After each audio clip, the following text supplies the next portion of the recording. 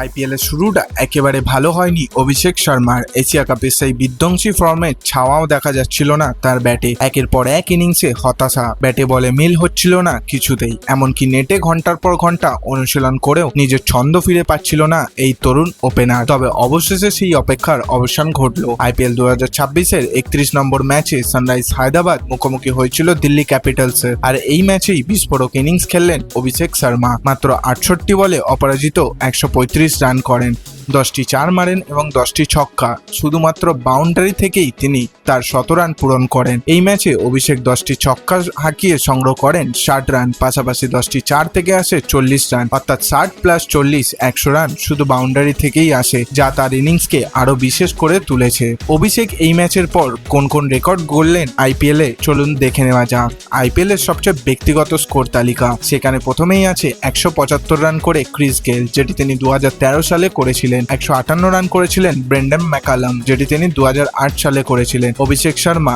141 run করেছিলেন 2025 সালে। Quinton de Kock 140 run করেছিলেন 2022 সালে এবং 135 করলেন অভিষেক শর্মা ফের 2026 সালে। টি20 ক্রিকেটে এক ইনিংসে 130+ রান সর্বাধিক কারা কারা করেছেন, সেখানেও কিন্তু স্থান করেছেন অভিষেক শর্মা। অভিষেক শর্মা করেছেন 4 বার, অ্যারন ফিঞ্চ মোট 3 বার, ক্রিস গেল 3 বার।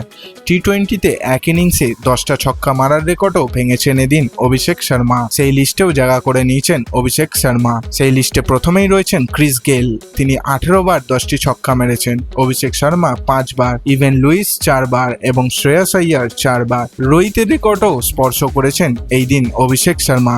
এই সেঞ্চুরির মাধ্যমে রোহিত শর্মা টি20 ফরম্যাটের 8টি শতরানের রেকর্ড ছুঁয়ে বা অতিক্রম করেছেন অভিষেক শর্মা। যদি এই ফর্ম বজায় থাকে তাহলে খুব শীঘ্রই ভারতীয় ব্যাটারদের মধ্যে সর্বাধিক টি20 সেঞ্চুরির মালিক হতে পারেন তিনি। খারাপ ফর্ম, সমালোচনা সবকিছুর জবাব দিলেন ব্যাট হাতে। এই ইনিংস প্রমাণ করে একজন বড় খেলোয়াড় কখনোই হারিয়ে যান না, সঠিক সময়ে তিনি ফিরে আসেন। Bureau report, feel sport India.